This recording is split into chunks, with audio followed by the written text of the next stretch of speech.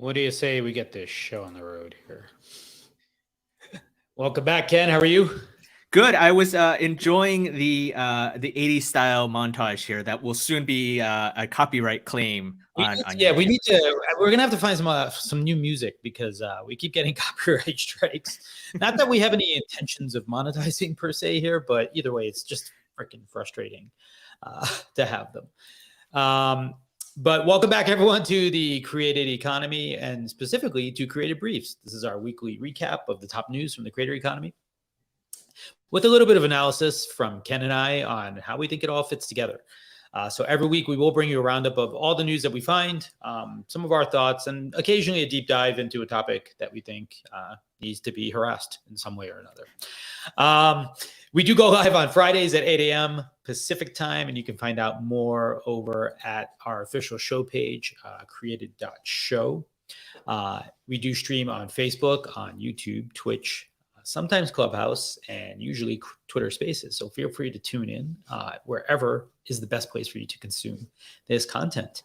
What else? We do keep our longer form content over at thecreatedeconomy.com. I've decided that I need to move the script more into the deck because I'm always sort of doing it the other way. But this is episode 13, lucky number 13. On a Friday, 29th. No less. Friday the 13th. Oh, yeah. It is Friday the 13th. Amazing. Well, it's not Friday the 13th now, but it just happens to be Friday, and we're doing episode 13. Right. Oh, right. True. Yeah. It's the 29th. Let's be yes. If you don't know already, though, we do have 3 shows a week. On Tuesdays, we have our office hours. Feel free to shoot us a note so we know you want us to do the office hours. Otherwise, we'll save everyone an hour because I hate talking about myself. We do the Creative Economy Show, which are our interview series on Wednesdays, and of course, the Creative Briefs on Fridays. Do give us a follow if you don't mind. We are Created Economy everywhere. So we're on YouTube, Twitter, Flipboard, and Twitch. So we look forward to your follow. I think if all goes well today, Ken, we should get to our 100 subscribers on YouTube. So I hope. Did we get a little plaque or anything like that, or I think TubeBuddy does generate graphics automatically. Okay. As you reach these various milestones. So I don't think we're quite at 100 yet. But we'll find out, right? So smash that subscribe button. Yeah, smash the subscribe button. We need that one follow so we can be in the big boy leagues with the other creators out there. So let's get into it. We got a lot of news as per usual. So what should we start with? Well, all right, let's do this. There we go. Let's talk about NFTs. And funny that that we're talking about this. I'm just looking at Twitter Spaces now, and Abhinav is on there, and he has a fun little avatar. I wonder if fun little NFT thing he got going on. But NFTs are all the rave right now, and everyone who's in the space knows about the Bored Ape Yacht Club, and so they have raised or generated $3.4 million with the sale of one of their designs, one of their images at an auction at Sotheby's. What's notable, I mean, it's not a record. It's right? Most expensive since September. So think about it 2 months, right? Or almost 2 months now. But Banksy obviously was the one that went, no, not Banksy. Blippi was the one that sold for He's the kids thing. No, it wasn't Banksy. It's something with the B. I know what you're talking about. Yeah, but I should know this. I really should. But that one sold for $69 million or something, some amazing amount at auction. But this one is for the Bored Ape Yacht Club. I mean, they're one of the more popular, one of the more high end type of NFTs out there. They sold for a lot, right? 3.4 million. It was also the first time that it sold on Sotheby's NFT marketplace. That never happened before. So this was the first time that actually happened. Just nice little something to highlight. That shows that there's a lot of popularity, a lot of increased interest in NFTs. And especially you kind of see which out of all the NFTs, which kind of collection, so to speak, is kind of on the rise, which ones aren't necessarily on the uptick. So just kind of wanted to highlight that, they have Sotheby has their Metaverse marketplace. This NFT number 8817 sold for $3.4 million. The previous high mark sold was 2.9 million in September. That was the Sandbox, and a Ethereum-based Metaverse game. So I don't know. Where are people getting $3.4 million to spend on an image? I don't get that. Yeah, this is an interesting thing that I think a lot of people don't necessarily have a lot of context for. Like the people who've been long on crypto have been accumulating crypto for a very long time, right? And so I think there's a lot of what they, these crypto whales out there who just have like a tremendous amount of money now because, when everyone else was like saying you're crazy, they were just like, no, I think this is cool and I'm going to get more of it. And so, it's conceivable that there's certainly people who have dozens, hundreds, thousands of ETH and Bitcoin and whatnot in various ways or combinations. So that's where some of this comes from, right? What is that? Oh, Discord. That is your Discord. Crap. Oh, sorry. Are they interactive? Do they want to join the conversation? Tell them to come over. I was actually just about to share a link over there to, but no. So I think that's where some of this is coming from, and I think there's just other people who are trying to get into the space, right? So I think that's why I think these kind of off-chain sort of sales are interesting though, because 3.6 million is hard cash coming in. It's not purely it's new money coming into the ecosystem, right? Yeah. Oftentimes. Yeah. Moving on, we have a bunch more here. Speaking of NFTs, I think what we've covered in the past, Twitter's has no reluctance in saying, hey, we're going to embrace NFTs or blockchain, right? I mean, under Jack Dorsey's going full on Bitcoin and crypto. So according to an engineer that works at Twitter, they're working on this platform, this collectibles tab. This collectibles tab that will be available on your profile to kind of show off your collection. So we've talked about in the past how Twitter's is looking on some way to allow you to connect your, whether it's your OpenSea account to your profile pic, so that way it offers some sort of authentication or something like that. So now this is going to be a kind of like a way to, in a way, it's almost like pseudo competing with OpenSea, where you're taking your collection and having it showcased right on your profile. So while you have competition, let's be clear, right? Oh yeah, there's a ton of competition for OpenSea. I mean, I don't think that Twitter's going to go full on rival, but of course they're probably going to pick and choose, and they're going to maybe allow you to do maybe the surface, take surface level parts of OpenSea and integrate with your Twitter profile. So here you go. So optimistic. I think I really like where Twitter is now. Can they execute on it all well? It's certainly a different conversation, right? But I think Twitter was one of the original kind of creator classes, from the early social media days, right? And I just think all the parts they're bringing together offer an interesting mix, right? Yeah. And NFTs, I think, obviously are important in that. I mean, you could see, imagine Twitter launching its own social tokens, and basically every account automatically could have coins associated with them, right? Which isn't that kind of what is happening, right? It's instead of maybe it's a YouTuber, why couldn't it be a Twitter user? And if you look at Rally, some of those folks are just big Twitter users, right? Also, so yeah, I don't know. I think it's interesting. Well, I mean, you're right, because I think the companies are saying, oh, we want to go decentralized, we want to go blockchain or crypto or whatever, and they kind of just put it in there, and it's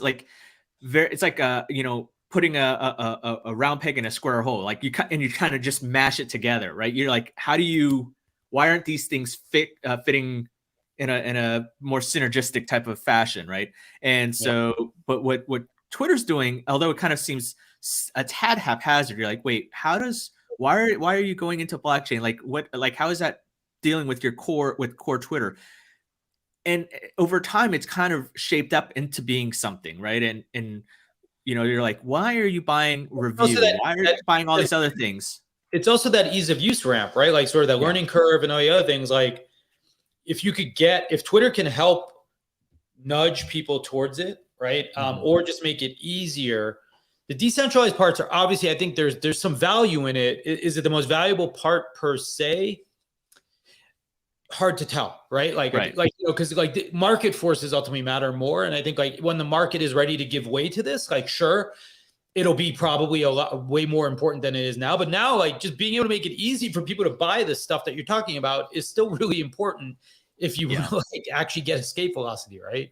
Well, you're right, and I think the benefit here is like, it's like, sure, why am I showcasing the NFT on my profile? Like, why do I care? But I think if I was more of a creator, right, I think that would definitely be this would certainly be useful, as opposed to like me routing you to like, oh, you want more about see what NFTs I have, go to my OpenSea or Coinbase or whatever, right? It's like, it's all right here, it's all authenticated. I mean, it'd be something a little different if you're like, if you go to my Airbnb profile and like, hey, look at my NFTs, like, why is that there, right? It doesn't make sense. But of course, on a Twitter side, for the creator side, you know, there's a lot of, it makes a lot of sense there. And speaking of NFTs and authentication in a roundabout way, this is really interesting. Yeah, it is. Well, it makes a lot of sense, right, when you hear about it. So the headline, you know how you can't scan money. Or you can't print like money patterns. Like Photoshop has this built in, and I believe like the printer drivers don't allow it. Like this feels like what they're sort of going into the same area. Well, yeah, because it goes right to the source and also offers that authentication, which I think people, which the market really needs, right? So the headline from The Verge is Photoshop will get a quote prepare as NFT option soon. So there's a bunch of these. There's basically anyone who's creating images on Photoshop, which is probably a huge majority. I probably wager 99% of everybody out there. As we know that NFTs are images, JPEGs, PNGs, whatever. You can put it out there, and right now it's kind of hard to justify who owns that or who created that, right? And it's very similar to doing photos. Like I can put a photo of, the Space Needle or Golden Gate Bridge, but it's really hard to really understand, like, once it goes to the internet, who actually took that photo, unless people honestly say, oh, this photo credit to Ken. So what Photoshop is going to have soon is a prepare as NFT option with a content credentials system. So this content credentials system is basically allowing you to link your Adobe ID with your crypto wallet. And so that is going to allow those that are NFT marketplaces that support said crypto wallet will be able to offer some sort of verified certificate. And it's almost like when you see on these infomercials, where like, hey, you can now own a collectible item from the Super Bowl or this historic event or whatever, and each one comes with a certificate of authenticity. Like, this is kind of what that is, right? And for my reading of this, so being able to incorporate some sort of authentic system, some security system right at the very beginning is very important, very useful. So I think this is a good deal from Adobe. So cool. Okay, let's move on to Instagram. Yeah. So this is it's so funny because I literally, I think it was 5 years ago or more that I had heard that, Instagram was working on sort of their new influencer marketplace and blah, blah, blah. It may have been more than that, by the way. So I kept waiting for it. Like, this is even when we were still at Shoot, and I just kept looking to find like, when is this hammer going to drop? And it just never did. Right. And I think the creator economy sort of startups and investments have done a great thing in moving the platforms to where they need to be. Right. And so, there was some news on TechCrunch today that Instagram is sort of launching a marketplace that is allowing for direct connection. As the quote says, Instagram is testing new tools for creators to earn commissions and form partnerships with brands on its platform, which I think is awesome. It doesn't really go into if there's a take. I think Instagram really just wants to move more of the business through and try to help brands get to more comfortable situations, right? So it says with the latest launch, creators can now add a digital storefront to showcase products that's kind of been there technically that are already part of their partnerships, and they can view the shop button on their profile and earn a commission. So commerce, big deal. More direct brand interactions, good idea, right? And then I think ultimately getting brands more data to make better decisions and better investments in creators also is going to help creators be more successful, right? I think like too much of our previous existence in the sort of influencer creator realm was just like big bets and wish and pray, right? And ROI has always been a hard thing to sort of get at. And I do think that the data exists to support smarter investments from brands into create. Like, here's the thing, buying an ad comes super targeted. You get performance data, you know what you're getting, right? When you buy the equivalent amount of dollars with a creator, you don't know. Like now, usually, and hopefully it's better, but you don't really have a really strong sense of it because like the platforms have like kind of made it hard to get to that data in a lot of ways, right? And so that's, I think, put both parties at a disadvantage ultimately when leveraging and working with like influencers and creators. Here's the thing, though, that I get the commerce side of things of this. I mean, in a way, it's like it's significant, but I'm also not overly impressed by this because it's like it's a natural progression from Instagram or a natural Instagram for any of these companies. It's like a reasonable feeling. Yeah, I mean, it's like, and it's like, I'm not saying like, oh my God, like, wow, like that's it, that's innovation. I mean, it needs to happen, but yes. Am I jumping head over heels and saying, oh my God, like this is the greatest thing since sliced bread? No. I mean, it's natural. And maybe it's just me overhyping it in my head. And Instagram's like, look, this is something we've been able to take. We've taken the time to do. It's just kind of been in our roadmap that we've been able to allocate resources for in light of all the other stuff that's going on. And here you go, right? Mm-hmm. And I think it's like, yes, because there's only so much that you can do in terms of so many tools that you can offer right now in terms of allowing creators to spruce up their offering, whatever their product is, that being their content, right? It's like, oh, how many video filters, how many, tweaks to live streaming, blah, blah, blah, can you offer? Like this is where if you're at the end of the day, there's a basically land grab for creators. You got to find ways. The only way that the make way that you're going to keep creators on your platform is to help them earn money or pay them. And so this is, those that are slowly or rapidly moving into merchandising or e-commerce, this is a good way to do it. And also we get through the rest of these articles, we'll talk about how, we'll hear more about the e-commerce push into things. So, I mean, yes, bravo to Instagram. If they didn't have this, if they said we're not doing this, I think it would have been a much bigger story. But this way, I'm like, okay, cool, nice, all right. What's next? Yeah, right? no doubt. But yeah, so I agree. There's stuff that's long overdue, to be honest, right? So yeah, we should continue to see more of this happen for sure, though. Gotcha. Oh, all right, there you go. Speaking of money, so TikTok, according to this article from Engadget, TikTok is testing a more direct way for users to tip creators. I think we are pretty. Why is it not zooming in? There we go. Oh, wrong one. Wrong browser. Can't zoom in on the other one. Go figure. Helps when you're like using multiple screens. You don't really know which one's going which.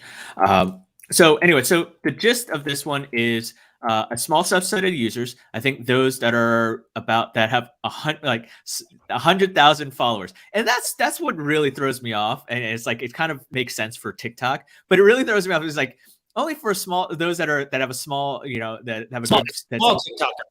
Yeah, small TikTok. It's like okay, like.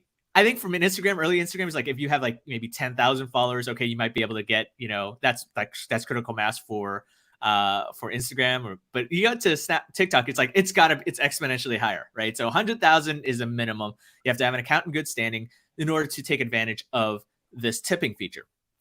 Tipping is it's not going to be widely released quite yet, and TikTok's not taking a cut of it. So I mean, TikTok is certainly, it's a nice way for creators to monetize themselves.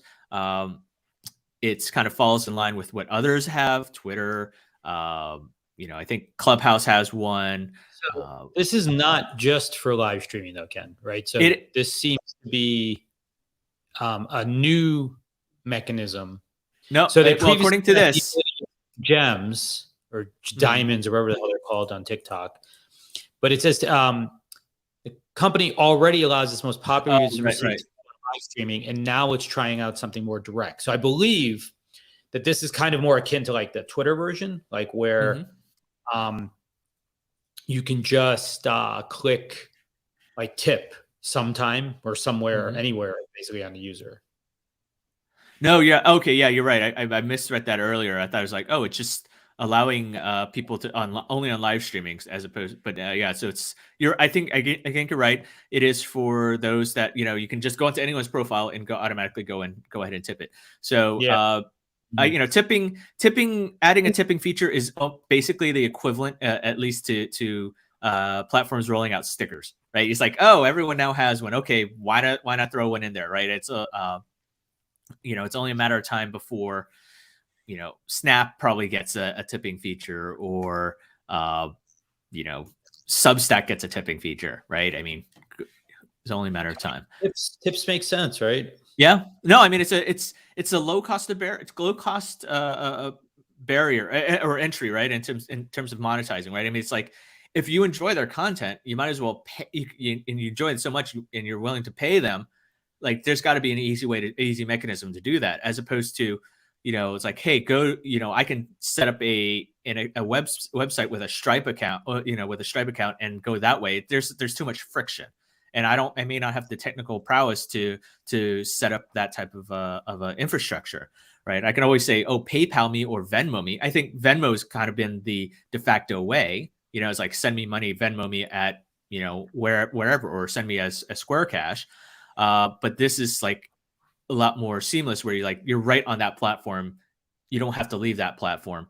And I think the benefit for these platforms, for TikTok and Twitter and everything, like, you're not losing users to somewhere else. Like, you're keeping them on that service. Yeah. So. Yeah. Interesting. Hey, Greg, have you've been around long enough. Like, what was your favorite radio station back in the day? Z100 back in New York. Have you ever wondered, when you were listening to the radio, to like the morning shows, when you're like driving to school, whatever, that you've wanted to ever be a DJ? Or have you ever been that, you know, put together a mixtape, right? You know, for those road trips? Like, you can actually do that. You will be able to do that with Amazon, right? And so, I mean, hold on to your horses, right? Because they're building a Clubhouse competitor that's called currently codenamed Project Mike, that allow you to host live radio stations, like MIC, say like this, not MIC. No, MIC, like microphone, right? And you'll be able to not only have live audio like this, so it's Clubhouse, but integrate with live music. So we could do it like, say, oh, we're gonna take a break, but after, you know. Hey, considering our copyright strikes, like, having a solution where I know the music is not going to get us in trouble is not a horrible idea. Well, the problem is that who knows how that's going to happen if you record it and stream it to like a YouTube, or put it on Facebook or anything like that, right? This is like, the music that you're going to be able to incorporate is going to come from Amazon Music, that entire catalog, right? Which is a pretty sizable catalog, right? It's not a small, you know, podunk type of artists or anything like that. These are actual, these are indie artists and mainstream artists, right?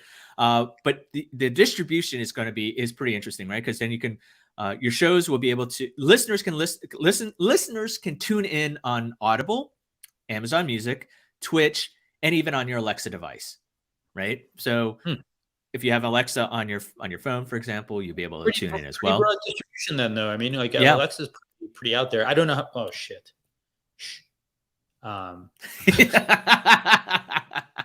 That word is pretty distributed. I saw the light turn on. I was like, no.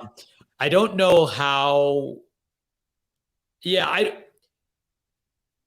guess that, you know, when you think about the ecosystem of where I consume content, iHeartRadio is, from what I understand, still a pretty popular application, actually, right? Yes, it is. It is a big area for podcasting. It's Clear Channel reimagined, Yeah, so to speak, like right? the digital version of Clear Channel, right? Yeah. So I don't know. It'd be interesting to see if, I guess, is that the competition? Like, is that who they're ultimately aiming at? Well, I would imagine that yes. I think they're. I mean, because they need to really enhance what they have in terms of their social audio or just audio as well, right? I mean, I don't know what the uptick is on Amazon Music, but Audible is one of the big ones in terms of podcasting or what is it, audiobooks, right? Obviously, but there's a lot of competitors at its doorsteps, right? You have Apple, you have Spotify. Spotify is with not only has Anchor, but it also has their Green Room, which is their Clubhouse competitor, right? So, but there's what Amazon's doing with Project Mike, if it comes to fruition, is kind of rolling it all into one, right? So you have that audio, that social audio, so that Clubhouse feel, plus that music catalog as well. So it kind of blends it all together, right? And so it's building that ecosystem of sorts. Can Clubhouse compete with that? I don't know. It's going to have to do a lot of work to build up those relationships with the record labels. Spotify probably has that chance to do that. Paul was on yesterday speaking at the information conference, and he sort of alluded to this idea that he didn't mention music per se, but I do think there's some interesting opportunities here. Yeah, but I think the question though is, does Amazon have the network effect outside of Twitch to do this, right? Spotify certainly has network effects. Spotify has the record labels. Could they wind up being this better? I think Spotify probably has a slight of an edge on there.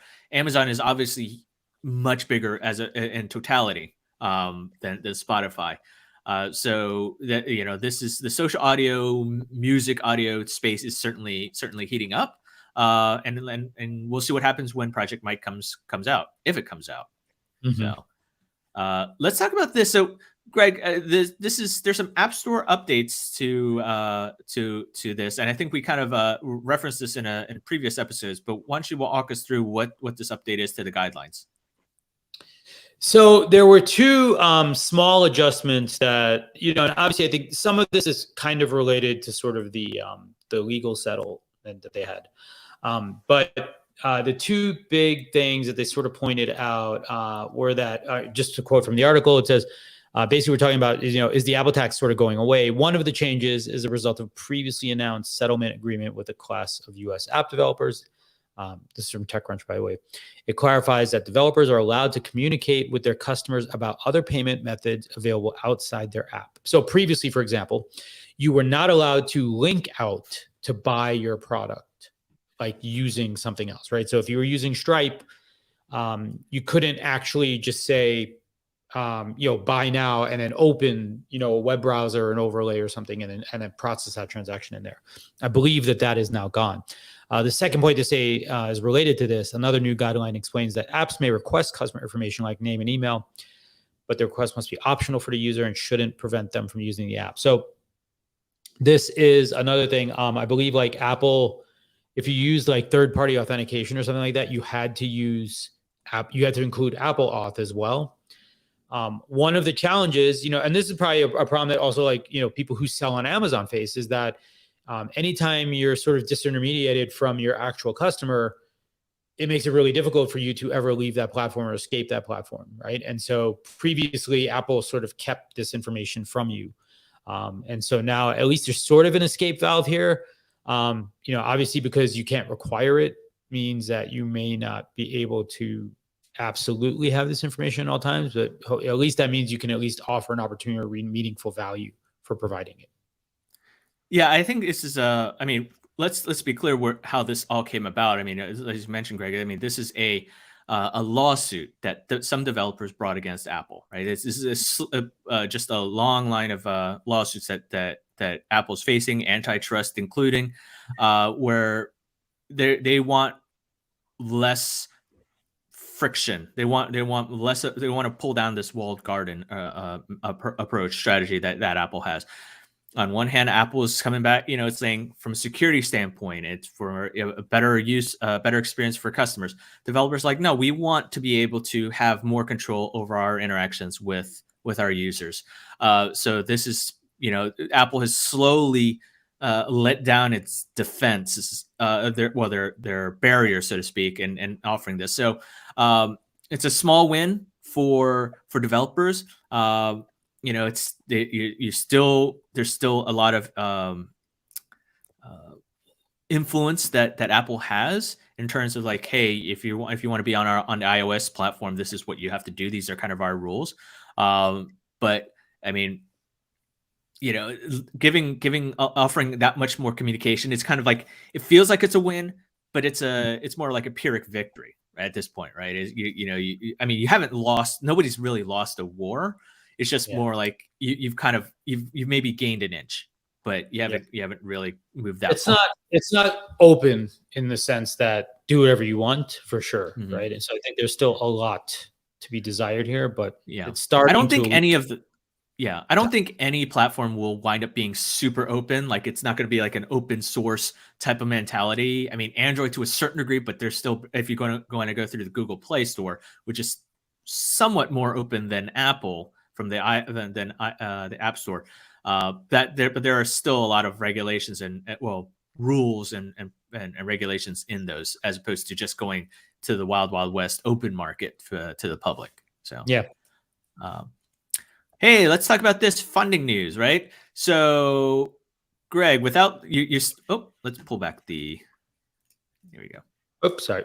Hey, without looking at the labels on this chart, Greg. So here's the headline from the information: How creator economy investments could hit $5 billion this year. This is from the information.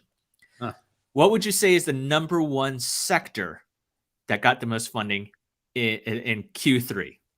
Out of creator economy companies? Yeah, out of the type of startups. Did they have monetization as a category? Well, probably audio or something like that. Because creator services, which is a rather broad category. It's almost like it's it's like a garbage dump type of category. Not to say that it's not a good category. There's a lot of interesting categories. It's just lumps a lot of companies into that, right? So creator services garnered the most investment funding in Q3, which is vastly different from Q1, which education took the bulk of that funding, right? So here's some high level insights from the information. The gray bars there, by the way, are Q2 versus Q3.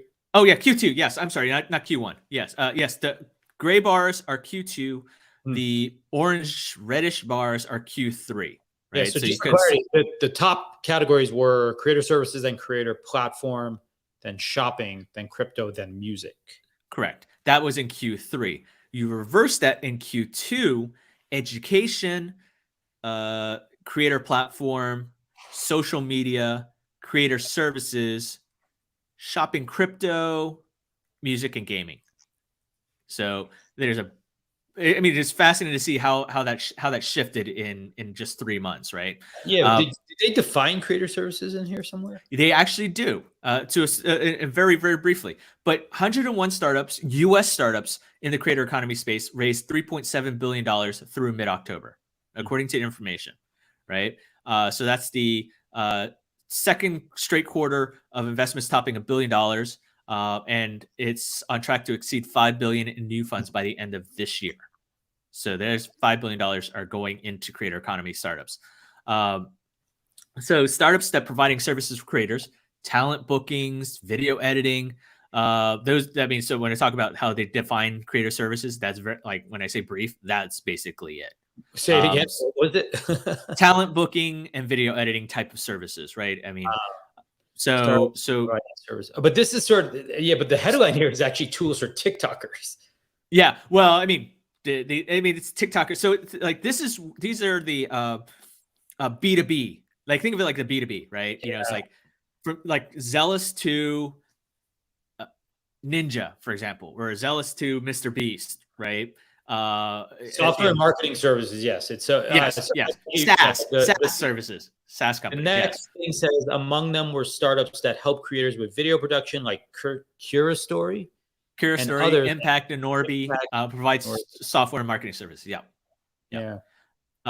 So the creator platforms such as Automatic raised $333 million in the third quarter. So they took about 27% of the total of Q3. Creator services took up a bulk, like 33%. So that's where you get that. And then so the next category, actually, they do say startups operating as creator platforms raised $333 million in the third quarter, 27%. These include establishments like the fuck Automatic. Automatic raised this quarter. They did. I mean, but it's just like okay. Well, there's technically still are creators. I mean, you have WordPress and Tumblr. I mean, they control, they power bulk of the internet, or at least more than a quarter of the internet. Wow. And of course, then you got like Seek. And new things like Seek. I don't even know what Seek is. A recommendation app for food and leisure activities curated by influencers. Okay. Go figure. So interesting. Of course, it kind of goes on to like highlights more unicorns.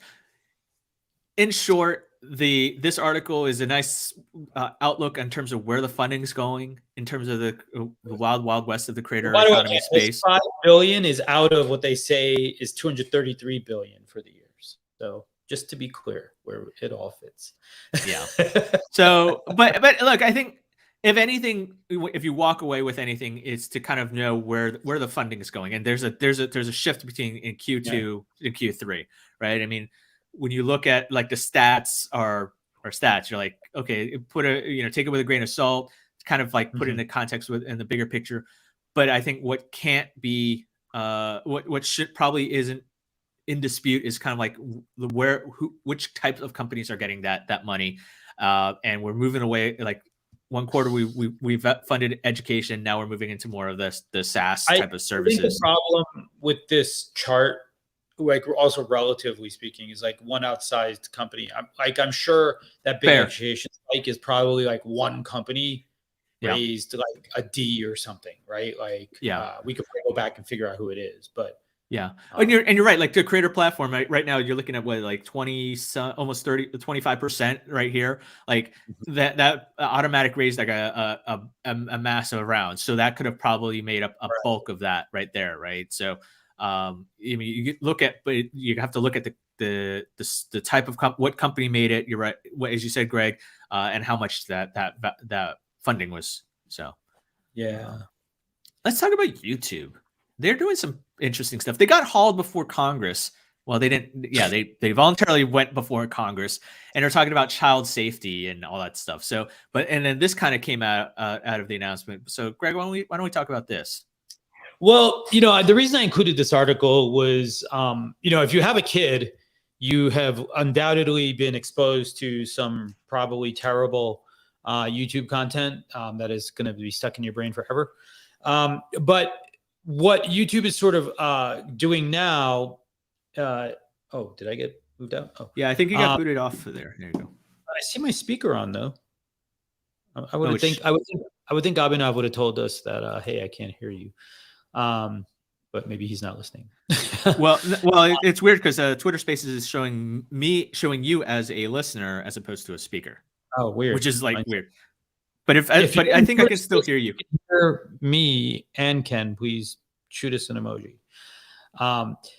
So the reason I actually wanted to talk about this was just more so from the, I think there's some of these risks that these boogeymen that sort of hang out there about like working on platforms, and I feel like one, I think they're trying to improve the general level of quality of the product, right? So, I think like they're sort of trying to eliminate some of the stuff. So just to read from the article for a second, it says YouTube says it will soon begin to demonetize some of the channels on its platform and market themselves as made for kids if the content produces low quality, encourages negative behavior or attitudes, or is heavily commercial, right? So I think like this actually was a reaction to more that last bit, the commercial part, right? Like there was people like overtly selling things to kids and stuff like that. And I think there probably were more complaints about that than anything else, just from things I've heard. But I think in any event, there's a lot of ways to look at this kind of behavior, right? Like on the one hand, they're trying to improve the quality for their audience, for the YouTube audience at large, right? So great, like putting in mechanisms that is beneficial to the audience, has some value, I believe personally, right? At the second time, they are improving sort of their own perception, like of themselves, right? Like by sort of eliminating things that they deem not good, right? And that part, I think, is the part that is often scary to creators, is that, at what point in time, at what moment, or whatever it may be, does YouTube deem that what I do is low quality, or what I do is like, negative, or that what I do is overtly commercial, as they've called these things here. Today it's kids. Is it tomorrow? Is it reviews of, technology, right? Like, so yeah, I think this is sort of the challenge that a lot of, this is that line that, we're constantly sort of tiptoeing around. And, I think it's highly appropriate with kids content, because like kids are highly influenceable. That's not a word. Can be art. Like, what is the word? Impressionable, right? And so I think like it is good to have these guidelines. YouTube does have its own dedicated kids app, by the way, right? And so like to qualify into that is like a separate process, and there's a bunch of other work that goes into it. But either way, I think this is like a good thing, but also like is a pointer to the specter of the larger sort of challenge boogeyman that sort of does exist in creator realms. Well, I think there's certainly has to be a lot more protection on the internet as it relates to kids, to children. Those under 17 certainly needs to be highly impressionable, or as you call it, influential. I don't know, like you're just making up words here, Greg. But there's a bit of ambiguity in terms of what YouTube is saying. It's like, yes, they're going to demonetize. But what do they qualify as low quality? It's like if the content they produce is low quality, encourages negative behavior or attitudes, or is heavily commercial. Okay, low quality is arbitrary, right? Is it low quality? Well, also heavily commercial. Like there are channels that exist literally to sell things. Like that's like the reason they exist, right? Yeah. Like half these young kid YouTubers, right? Like they started by opening toys. Like it's like basically a big commercial for a thing, right? Yeah. So that's what I mean is like, yeah, like this kind of like a rug pull to some degree, right? Like after the fact, like where what you were doing was legal, but now it's not, right? Yeah. And I think this is kind of like puts those that are actually, let's call it kid influencers, right? Or those that are kid-centric creators who are doing legitimate videos for this audience, right?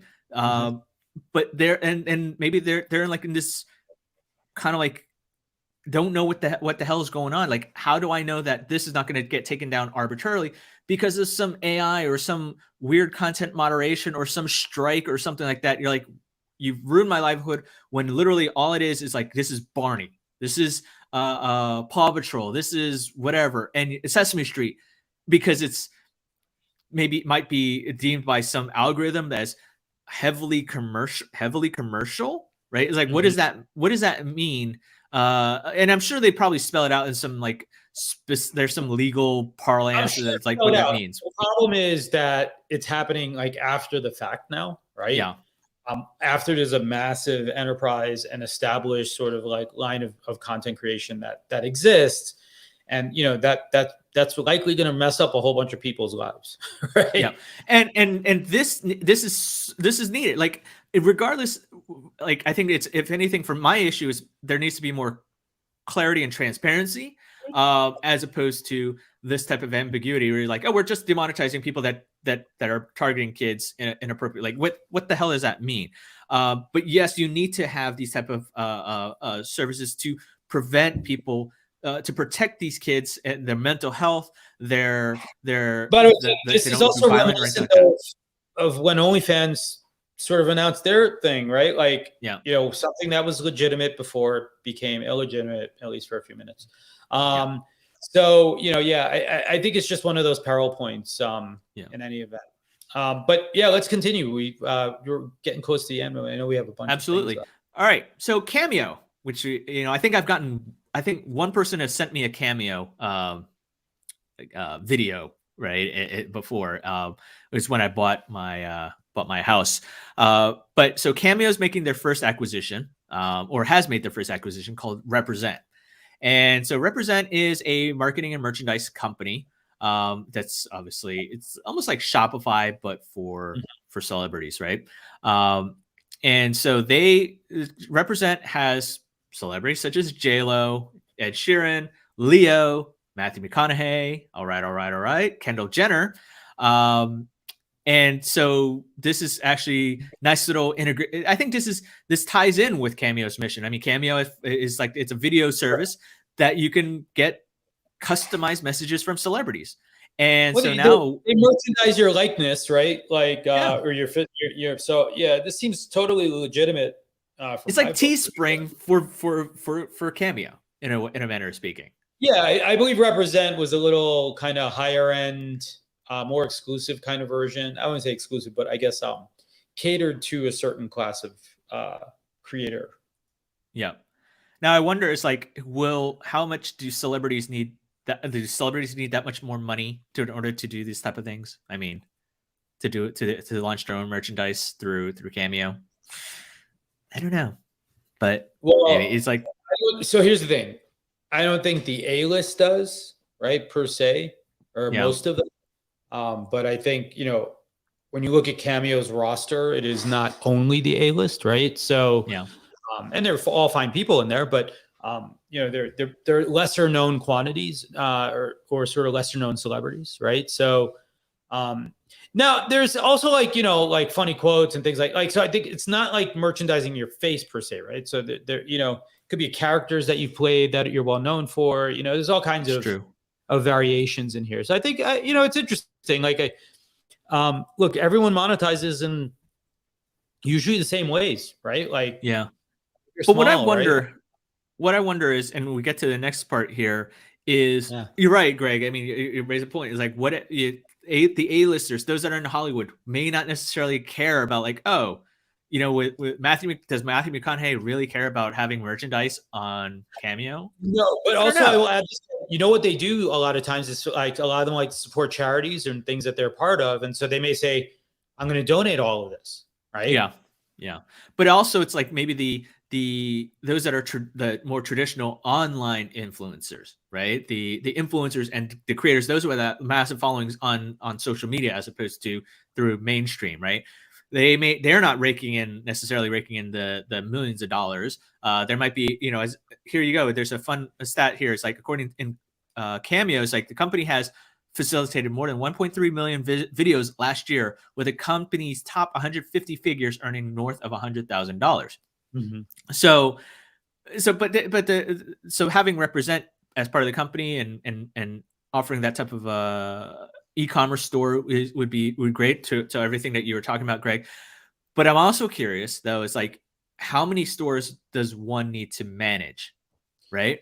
For example, could be a problem, I think, in general, right? Right. I mean, it's like, it's one thing to say, like, and maybe this is a first world problem, because it's like a matter of, like, which should they, like, how do you pick a de facto winner? It's not as if you're saying, like, oh, why don't you just integrate with Amazon and be done with it? It's like, well, why don't you integrate with Shopify and do it? Creator services is such a good category to be raising money for, right? Because, by the way, this problem is not unique, right? Like, every SMB has too many tools. Every mid-market, every enterprise company out there has too many tools. So, one way to win is to offer the right set of features from all those tools in one place. Another way to win is to offer connectivity or a meta view across toolkits, right? So there's a lot of ways and design patterns here that can be successful. So I think it's interesting for sure. I see no. I mean, because it's like, how do you manage? Like, on one hand, you manage your merchandise on Shopify through Spotify, but then you got to manage it on Represent through Cameo. You got to do it on Amazon for this, and then you have to go on to all these other like you might have like 3 or 4 e-commerce sites that you have to manage and manipulate and keep track of just as a creator. And it's like, how do you, maybe there needs to be that type of a creator services type of offering. It's like, hey, we will be that layer to kind of like help tie it all together. Because I don't think there's going to be, I think it's impossible for every tech company to kind of come in agreement saying, hey, let's give Shopify the monopoly and everyone integrate with that and makes it easy on the creators. Like, I don't think that's ever going to happen. So, but we're going to dive right into the 2 big items that happened this week. The first one is the Information's, I think it was their inaugural Creator Economy Summit, which was overseen and run by a great reporter at the Information, Kaya Yuriev. But the thing I noticed the big thing I took away from here is this article about Robert Kinzel, the YouTube's chief business officer, who basically told the Information that e-commerce would become a creator, quote, juggernaut, end quote. And this is something that they've been looking at, and the YouTube's obviously looking at. They have been looking at. They're looking to make it play a bigger role in there. Some key takeaways here. Right now, creator payouts Robert Kinzel wants the creator payouts to be, quote, much larger than 30 billion. My God, 30 billion for creators. Imagine that. YouTube is also looking at NFTs and also the Metaverse. I mean, that's those are the big buzzwords of this year. So it'll be interesting to see how that shapes out, especially with the NFTs. No idea in terms of what that will look like, though. But from an e-commerce standpoint, I mean, as we talked about earlier, I mean, there's a lot of these e-commerce plays here with Cameo and Represent, Spotify and Shopify, and all these other things. Shopify is everywhere, integrated with everything. YouTube has their integration with Spring. They bought the Indian social commerce SimSim recently. And so, I mean, you're looking at, like, look, I think at the end of the day, people want to have that natural extension to connect with their fans and have them feel a part of it, besides just besides creator coins and crypto and NFTs. And so why not dive into the world of e-commerce? Because it's like, it might as well make sense. So do we want to talk? And then kind of like Clubhouse here. I think, Greg, you talked about this earlier, right? You kind of alluded to this earlier, that Paul Davidson was on stage. Yeah, it was an interesting, not a lot, I think, new to glean per se from the conversation with Paul, but a few small facts that I thought were interesting, at least, right? I think he said they're at about 85 employees now. About 80, yeah. Oh, well, we think we have lost Greg, but we have 80. They have about 80 employees now. Clubhouse is looking to grow to more than 100, and they're looking at crypto. Shockingly, actually, no surprise, but they are looking at crypto. But also some interesting stats that users are creating more than 700,000 new live audio rooms daily, up from 300,000 in May. And most people are spending 70 minutes per day on Clubhouse. Clubhouse has 10 million weekly users in May, but it hasn't updated that figure since then. But look, I think amid all of the hype around social audio, what Clubhouse is doing is, like, they're not sweating it, right? And according to Paul on stage, or on the virtual stage, so to speak, he said the goal for us is not to have this roller coaster of hype and soaring downloads. The goal is steady, consistent growth where we sort of stay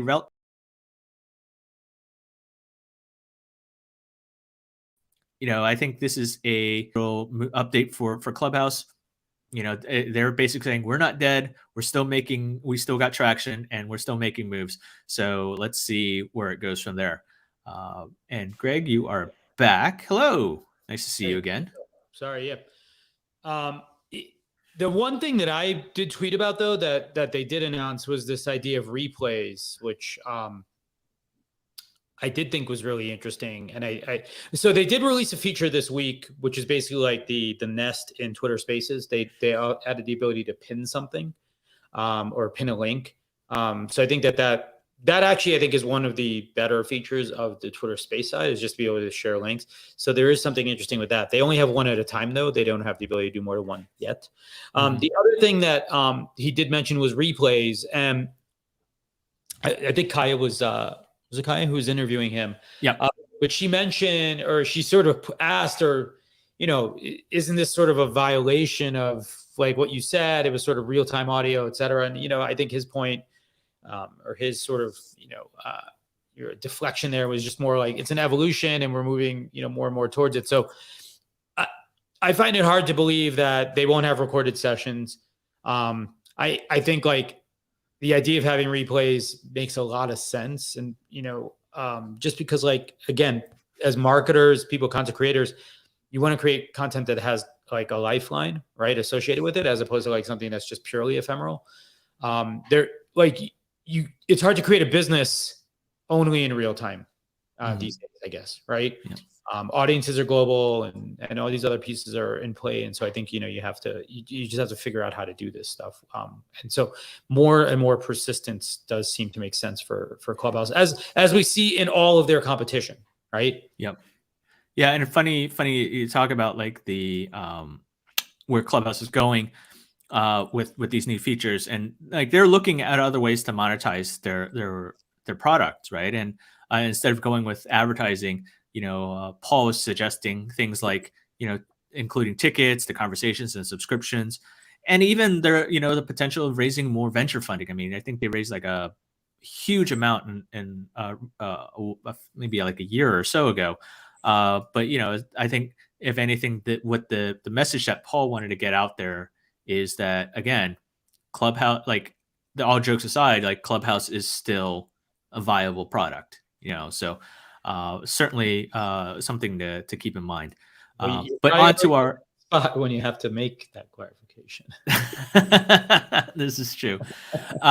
So I think the big thing, one of the big other pieces of news in the creator space is this notion of like the metaverse has kind of been out there, right? It's like Facebook today or yesterday announced a slate of new products or updates to their VR virtual mixed reality type of offerings with Oculus, and also spent like maybe 5 minutes on what the actual, like, the biggest news is. That's rebrand into being, now it's called Meta, right? Facebook is still the social network, but the giant company is called Meta. I don't know. It's make all the jokes you want about that. But the metaverse itself has gotten a lot of play, rightfully so. You're starting to see a lot more engagement on there, a lot of more engagement and interest into this space. According to the information, the metaverse itself could be worth by around 82 billion, according to their guess. Not really an estimate, but their guess. 82 billion by 2025. What was this? 4 years from now? 3 years. 2025, 3 years, 4 years. Yeah, almost 4 years. It's almost 22, right? Yep. I don't know. 82 billion though. I mean, but you look. I mean, it's like Epic Games, Roblox is kind of out there. Second Life. So yeah. So well, oh god, Second Life. That it's like it's right now. It's ripe for it to come back. Life is Third Life.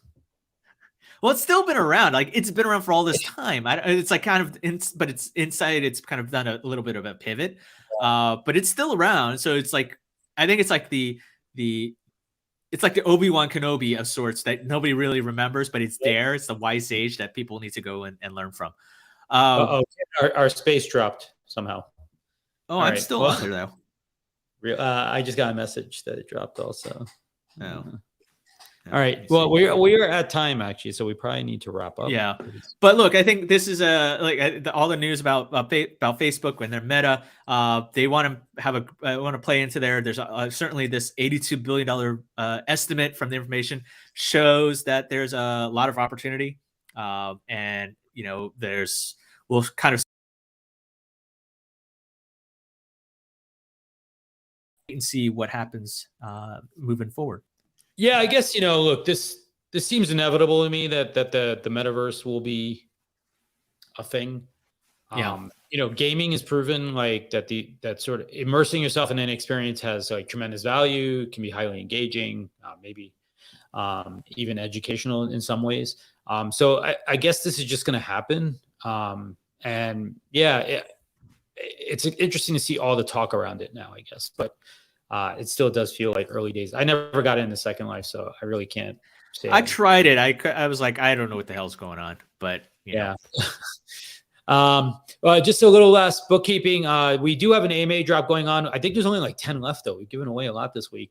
But feel free to scan the QR code or head over to bit.ly/AMA-drop9. We do have a Slack as well. So if you'd like to connect with other founders and creators in the space, feel free to join us over on our Slack. Scan that QR code. We'd love to have you. Next week, we have John Allen joining us from Lava Social Audio. It's been a while. So it'll be good to get some more context here on what's going on with social audio and some of his perceptions as well on what's going on in the that universe. And what else we got there, Ken? Yeah, and then just coming up, a few more guests here and there. Lots of good folks. Obviously, our other shows, but Tom Buck will be here on November 10th. November 17th, we have Paul Backus from Google for Creators, and we'd still love to have you as a guest. We're doing bookings in January now, so feel free to head over to creativeeconomy.com/guest list, and we will be happy to do that. So thanks for joining us this week. We appreciate it, and we look forward to seeing you next week. Bye, everyone. Oh, wrong one.